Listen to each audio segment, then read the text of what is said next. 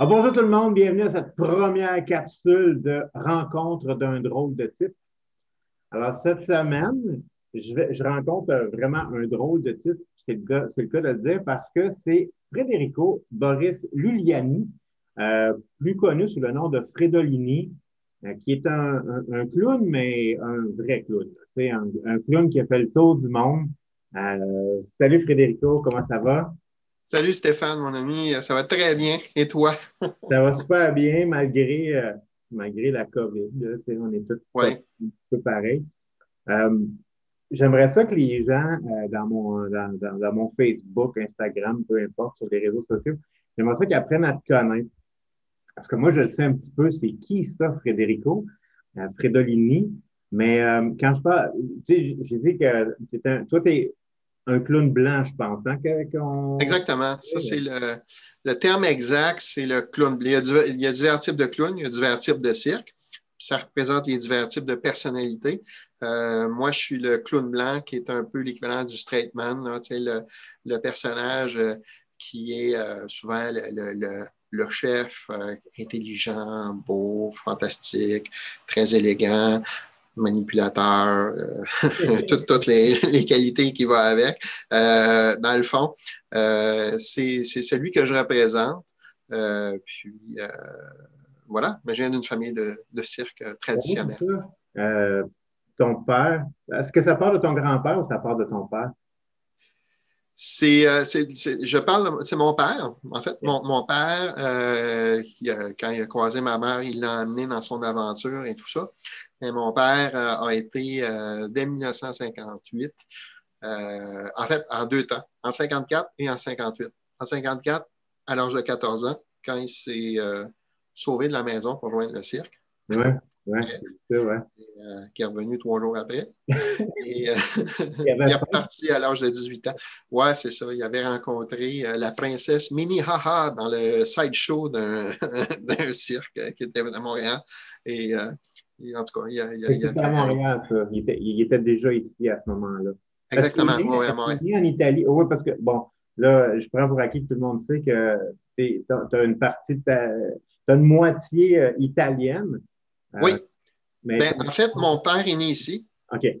Mon père est né ici, c'est mon grand-père qui, à l'âge qui est né ici, qui est allé en Italie et qui est revenu. C'est OK. mes arrière-grands-parents qui étaient vraiment dans le village de Guardialfiere en Italie. Puis quand ils sont revenus, ben, tout ça, là, puis lui est revenu à l'âge de 17 ans. Puis tout ça. Donc, c'est vraiment du côté de mon père, mais moi, je suis un Italien de Verdun. Un Italien. Bon, écoute, il y a des Italiens de Saint-Léonard, il y a des Italiens de Verdun. C'est bien correct. Fait que tu es un Italien de souche québécoise. Exactement. Voilà, voilà. Donc ton père passionné de cirque, il sort de la maison, il revient, mais là, à 18 ans, il consacre sa vie au cirque, si je comprends bien. Oui, c'est un passionné. Chez nous, on est passionné des arts du cirque dans les. On est passionné des arts du cirque, mais également de l'histoire des clowns et du cirque. C'est vraiment. Mon père, c'est un historien, d'abord et OK. avant tout, OK. et un écrivain. Ensuite, c'est un bonimenteur, un producteur de cirque, et, mais à la base, il se définit comme un historien de cirque. OK. Après ça, les autres titres. Donc, toi, t'es comme Obélix, t'es tombé dedans quand t'étais petit. Oui, je suis tombé dans la marmite. C'est un enfant de la balle qu'on appelle. Puis, et j'ai fait ma vie était en tournée euh, longtemps, longtemps avec toute ma famille, ma sœur, tout ça. Puis à ce moment-là, ben, il faut se rendre utile. Donc, en cirque. Puis, alors, très jeune, j'ai été initié à la piste en faisant partie d'une entrée clownesque avec les frères Arturo qui, eux, ils faisaient des numéros, un numéro aérien sur une échelle et un numéro de fil de fer. Alors, moi, j'étais dans le numéro de fil de fer qui était très haut. Et je faisais la partie d'entrée clownesque avec eux. Ça, T'avais quel puis, âge à ce moment-là? j'avais 7 ou 8 ans, Oh, on quand va même. dire. OK. Ouais, ouais, ouais. Mais Donc, j'ai vu que tu avais même monté un numéro de magie. Tu avais comme 4 5 ans. ah oui, ben oui, moi, quand j'avais 4 ans, j'ai suivi des cours de magie avec le grand Narcisse. Ah, Hein? mon mentor. Et voilà, puis moi, j'avais des petites mains et tout ça. Et le premier tour qu'il m'a montré, c'est le tour des 3 cordes. Oh, wow. À 4 ans, tu La faisais tous les petite, la 3 ans. moyenne, la plus grande. Puis à 4 ans, ben, ça a été difficile parce que mes mains étaient petites, puis tout ça. Puis, et ben, je l'ai réussi. Puis, on a fait ensemble, en tout cas, je m'étais monté une routine de magie d'environ 15 minutes. Et OK. le premier vrai spectacle que j'ai fait, en fait, c'est sur une table de je pense, de 2 par 8, là, Ouais, ouais. monté là-dessus, au Salon des sciences occultes. OK. Et il y avait à peu près 200-300 personnes qui étaient là autour. Et j'ai fait 15 minutes de magie. Et après ça, ben, j'ai fait, les gens applaudis, puis j'ai fait pipi dans mon pantalon. Alors, ça a été le début d'une C'est magnifique ta grande carrière. finale. Ouais. C'était vraiment ça. Chez nous, on a toujours eu plein de costumes.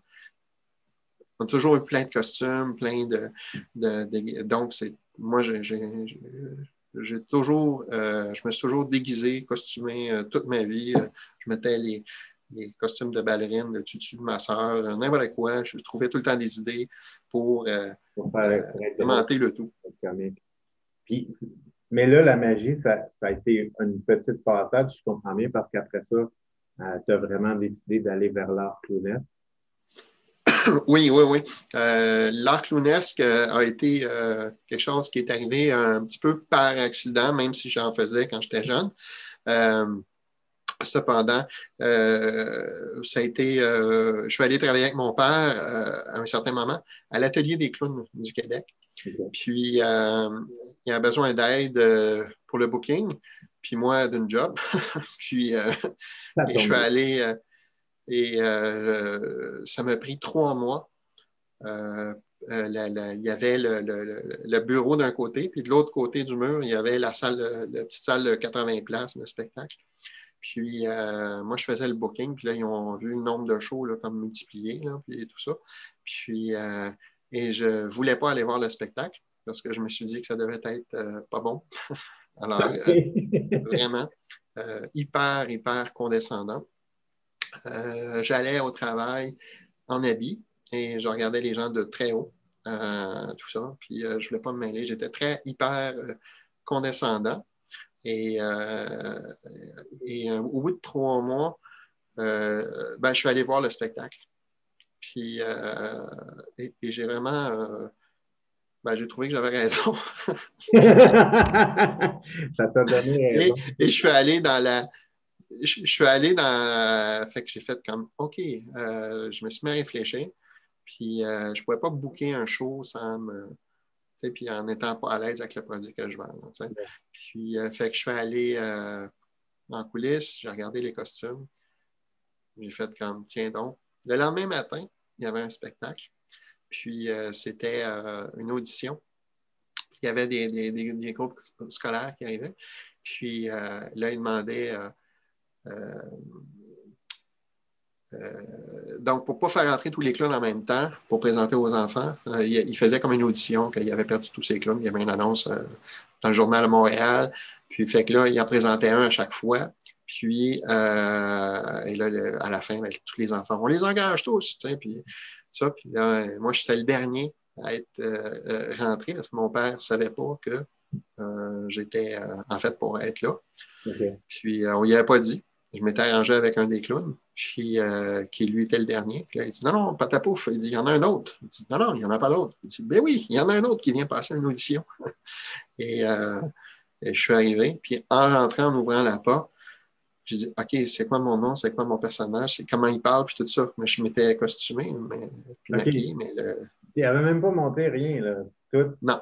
Oui, j'avais préparé un petit numéro, OK. puis parce qu'il fallait de toute façon l'audition. Puis, Ouais. et là, j'ai dit, T'as pas de personnage, rien. Toi, t'as dit, ben, le costume, oui, mais pas le costume, le maquillage, le costume, c'est pas le personnage. Hein? Non, c'est ça, c'est l'âme. C'est ce qui habite. Qu'est-ce qu'on fait?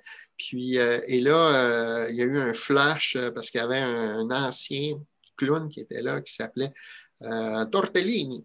Et Tortellini, c'était un gars qui était drôle dans le bureau, tu sais, mais, mais sur scène, il figeait. Mais il était très drôle. Alors, tu sais, c'était comme un mélange entre M. Magoo puis,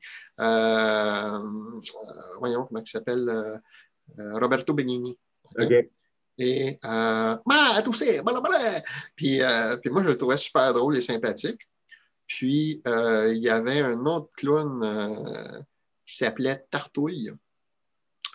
Alors, j'ai décidé que je m'appelais Fredouille. Je le dis rarement, ça. Et à l'instant même, mais avec un accent italien, il m'appelait Fredouille! Oui! C'était ça comme ça que ça a parti. Le lendemain, j'ai changé pour Fredolini, qui était l'ensemble des lettres de mon nom. Oui. Puis, et mon père, quand il m'a vu rentrer, j'ai fait Bonjour! En rentrant. Et là, mon père, qui était sur le point de me congédier parce qu'il n'était plus capable de supporter mon attitude hyper condescendante, il m'a vu et j'ai vu dans ma tête, imprégné, j'ai la mémoire de mon père qui sourit au travers de son maquillage de clown puis qui fait « On est dans la merde. » Ah non, il va s'impliquer, qu'est-ce qu'on va faire? Puis une fierté de papa de voir que j'ai enlevé, et c'est le moment que j'ai enlevé mon habit, c'est le moment que j'ai enlevé la cravate, que j'ai mis un costume de clown et rajouté un nez, que je me suis pris le plus au sérieux dans ma vie. OK. Ah, c'est drôle, hein? Exactement. Mais là, tu t'étais trouvé, dans le fond. Comment? À ce moment-là, tu t'es trouvé. Oui, c'était... Avant, tu jouais le personnage du vendeur, le personnage du businessman. Oui, exactement. Puis oui, j'ai ce côté-là, mais l'autre côté, mon personnage de Fredolini, c'est un personnage il est sarcastique, drôle, acidulé, baveux. C'est pas loin de moi, ça, là. Ouais, c'est ça, hein? C'est ça, tu sais. Mais c'est ce qui fait le petit côté. Et c'est là que j'ai trouvé ma zone de confort, mon X et tout ça. J'étais dessus.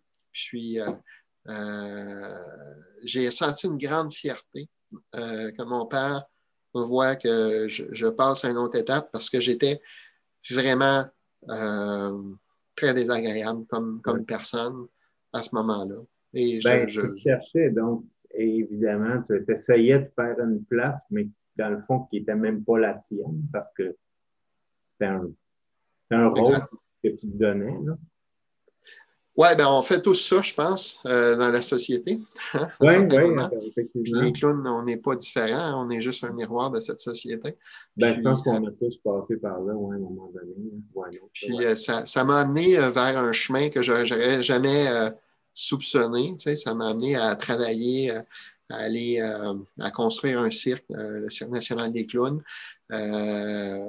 Puis suite à une mutinerie des clowns, parce qu'on a tous quitté en bloc l'atelier des clowns, puisque c'était un organisme sans but lucratif et la présidente, c'est une despote, un tyran, vraiment, c'était hallucinant. Et on a tous quitté en bloc. Et mon père, ça faisait très longtemps qu'il travaillait avec elle, mais il ne se pouvait plus, c'est peut-être au-delà de 10 ans. Puis il a dit non, ça ne marche plus.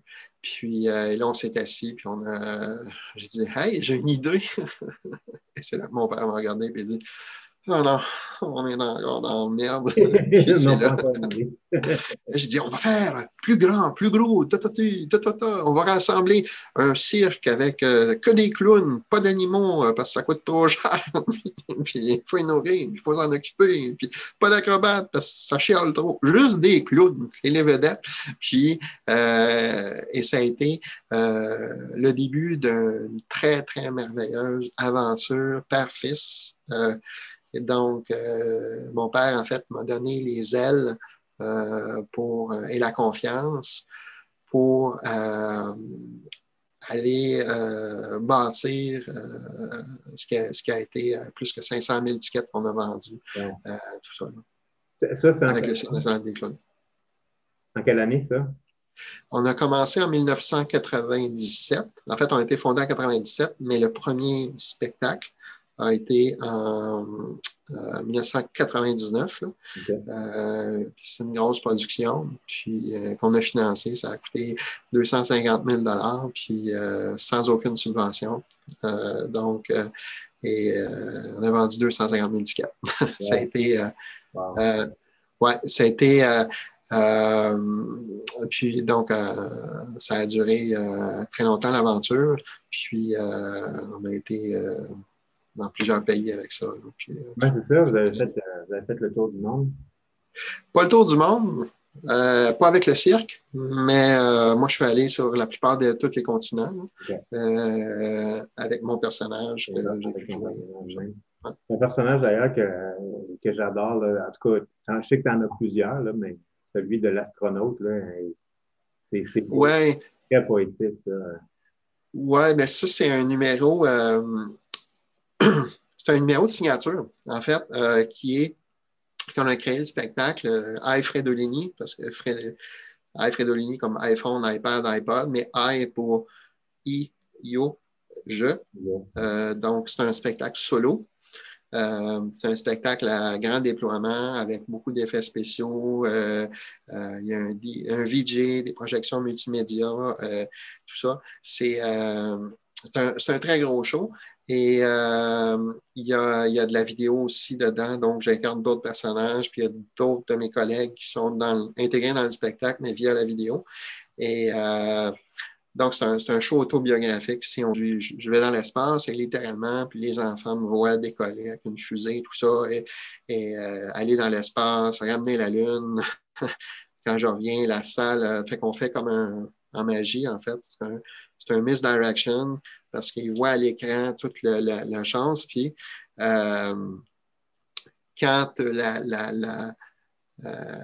ils ont vu que je ramène la Lune, mais ils ne se sont pas rendus compte, mais toute la scène est remplie de glace sèche. Donc, je reviens en astronaute avec une petite musique d'accordéon et je vais danser. Je vais offrir la Lune, et je fais des petits mouvements, puis j'offre la Lune à la demoiselle qui, étrangement, elle a été choisie au hasard et connaît toute la chorégraphie de la danse. OK. Oui, instantanément. Puis tout ça. Donc, un petit truc qui fait en sorte que je la dirige. Personne ne voit comment je le fais, mais elle est vraiment, vraiment choisie au hasard. Et puis là, elle reçoit ses directives pour me suivre, tout ça. Puis, ça va bien. Puis après ça, ben, elle dit, bon, tu as exagéré un petit peu, là. Ouais, je pense. On va la remettre. On a besoin, puis c'est éclairé le soir. Et là, je remets la Lune, tout ça. Puis, et fait que c'est un petit numéro poétique, mais en même temps, je danse avec cette Lune-là. Et c'est une référence avec cette tournée-là. Je crois que c'est 5 personnes qui sont venues me voir après le spectacle et qui m'ont dit est-ce que tu fais référence à Charlie Chaplin quand il danse avec la Terre dans Le Grand Dictateur? Et là, je fais et voilà. Mais moi, c'est avec la Lune. C'est exactement la référence. Mais il n'y a pas de programme, donc je ne l'ai pas dit. Mais c'est de ça mon inspiration. Wow. Ben, on a hâte que le confinement se termine, que la vie reprenne parce que on veut voir encore Fredolini. À chaque invité, je me permets, parce que c'est ma capsule, donc c'est moi qui décide, je me permets de faire un numéro de mentaliste. Et j'essaye, dans un sens, qu'il y ait un lien avec mon invité. Et là, ben, il n'y aura pas de numéro de mythe clown à faire ou quelque chose comme ça. Mais je sais que tu es impliqué dans les lives de ta sœur qui est voyante. Oui, Donc, j'imagine que c'est un domaine qui t'intéresse. En tout cas, j'espère pour elle parce que tu es vraiment impliqué là-dedans. oui. Je me suis Mais dit, mon don est différent, par exemple. Moi, j'ai le don de lui taper sur les nerfs. C'est juste ça. mais c'est ça le rôle d'un petit frère. Exactement. Moi, je suis le grand frère, fait que je comprends. Je subis, moi aussi. Donc, donc, euh, en voyant, souvent, il y a des cartes qui sont utilisées. Il y en a qui Ouais. lisent dans les cartes. Je pense que ta grand-mère reste dans les feuilles de thé. Ma grand-mère, comment? Ta grand-mère, elle lisait les feuilles de thé. Oui, exactement. Ma Ouais. grand-mère C'est une aussi. tédomancienne. Aussi, toi, la tienne? Oui, ma grand-mère faisait ça. Ouais, Wow! dans les feuilles de thé, ouais. Puis, j'ai été témoin de plusieurs événements qu'elle a eu juste. Fait que, c'est bon. Puis, il y a aussi la numérologie qui est utilisée. Oui. OK? Fait que moi, cet après-midi, j'avais pas de boule de cristal, quoique, bon, c'est proche, là. Mais... Ouais. Je vois mon reflet, d'ailleurs. Oui, tu vois ton reflet. Hein. C'est pas tout à fait une boule de cristal, j'aurais pu utiliser ça, mais bon. Je pense que ta sœur, c'est des boules de cristal qu'elle utilise, hein? Oui. OK. Mais nous autres, moi, je vais y aller avec numérologie et cartes. Fait que je vais commencer par, on va retirer les jokers parce qu'il n'y a pas de joker dans le tirage de cartes. En tout cas, il y en a qui les utilisent, mais c'est jamais bon, bon augure, les jokers. Fait que moi, je les enlève. On veut juste du positif. Et Exactement. Mais est-ce que le Joker est la représentation du clown dans un jeu de cartes? pas dans celui-là, mais oui, hein, c'est vrai que souvent, dans le standard, Target, je pense que ça s'appelle le jeu, là, c'est Oui. vraiment le clown, là, ouais, t'as raison. Ou un genre de fou du roi, en fait. Oui. Euh, j'ai ici, je ne sais pas si tu peux voir, oui, tu peux bien Oui. voir que j'ai une carte qui est ma carte mystère, en fait, c'est ma, tu vois, il y a un point d'interrogation dessus, là. Exactement, oui. OK. Fait que ça va être ma, ma prédiction, si on veut. OK? OK. Parce qu'on dit qu'on peut voir l'avenir avec les cartes puis avec la numérologie. Fait qu'on va voir si vraiment je vais être capable d'avoir vu l'avenir. Alors, les dés sont, tu sais, je vais les mélanger. Normalement, c'est toi qui les mélangerais. Oui, tu vas les mélanger pour moi. Mais on n'a pas le choix. Par contre, pour pas que tu penses que je triche, je vais les mélanger jusqu'à temps que tu sois satisfait du chiffre Parfait. que ça donne. OK? Fait que je les mélange une première fois. Après ça, si tu veux, je peux en mélanger juste un, je peux en mélanger deux, je peux mélanger les trois. Le jaune et le mauve. Tu veux que je mélange celui-là Oui. et celui-là. Lui, je le laisse là. Oui. OK, comme ça. Le Est-ce que mauve. je continue à mélanger? J'arrête Le là. mauve. On garde ça comme ça? Juste le mauve Je qu'on recommence mélange. le mot. OK. OK. Génial. T'es content avec ça? Oui. Si tu veux, on peut utiliser pour l'expérience, parce que ce qu'on va faire, c'est qu'on va compter les cartes. On va aller voir quelle carte. Par exemple, si tu avais choisi, si le chiffre, ça aurait été 24, ben, j'aurais compté 24 cartes. Oui. OK? J'ai oublié de le dire au début, mais là je te le dis présentement. Alors, est-ce que tu veux qu'on utilise un dé, 2 dés ou 3 dés? Les 3D. Les 3 dés. Et là, tu es content avec le chiffre qui est là. Exactement, mais je ne le vois pas. Tu le vois pas? Non, c'est trop petit pour moi C'est à petit. mon âge. OK, regarde, je ne tricherai pas là. Je te montre Oui. ici. Ça, c'est un 4. Regarde. Moi, je ne triche pas, là. J'y vais tout doucement. Exactement. Un 6. Non, un 4. Non, un 4. OK, oui. Encore un 4. Et finalement, lui, c'est un 6. Un 6. Parfait.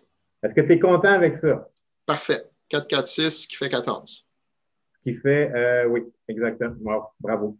Tu avais dit que tu étais brillant, hein? Mais en numérologie, c'est 5. Voilà. Comme il dit. Donc, 14, et j'ai dit que j'allais compter 14 cartes. Oui, Mais si tu avais pris juste 2 dés, tu es d'accord avec moi que ça n'aurait pas donné 14. exactement. Ça aurait donné 10 ou ça aurait donné 8 ou selon si on Exact. les avait mélangés encore. Mais là, toi, tu as décidé que c'était 14. Fait qu'on y va avec 1, 2, 3, 4, 5, 6, 7, 8, 9, 10, 11, 12, 13. Ça, c'est la 14e carte ici. Parfait. Euh, 15, 16, ainsi de suite. OK? Moi, je t'ai montré, tu te rappelles au début, je t'ai montré Oui, une carte, la seule qui était rouge, exact. avec un point d'interrogation dessus, OK, qui Exact. était derrière le 7 de cœur. Si on regarde ici, on a le 7 de cœur. D'accord? Oui, À l'endos, si on regarde, il y a mon oui, point d'interrogation et il y a un chiffre décrit. que je ne peux pas voir. C'est le Toujours pas. 14. Oh là là!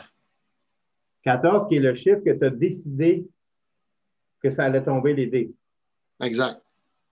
Mais si on Wow. regarde, on a un valet, un J, qui s'avère d'être un carreau. Je vais regarder sur mon côté. Ouais, c'est ça. Le valet de carreau. Oui, Et la 14e carte, c'est. c'est le valet de carreau. Wow. Fait que finalement, la numérologie et les cartes, on peut lire l'avenir avec ça. Hey, je te remercie beaucoup, C'est super cool. J'ai Frédérico. pas compris le tour. Donc, c'est fredolini.com. Exactement. Puis sur Facebook, Frédérico Boris Luliani. Ouais, ou Fredolini, tout ça. C'est ça. Alors, Euh, si vous voulez voir quelqu'un qui emmerde tout le monde, vous allez sur Facebook. Et si vous voulez voir ces merveilleuses vidéos, vous allez sur fridolini.com. Hey, merci beaucoup.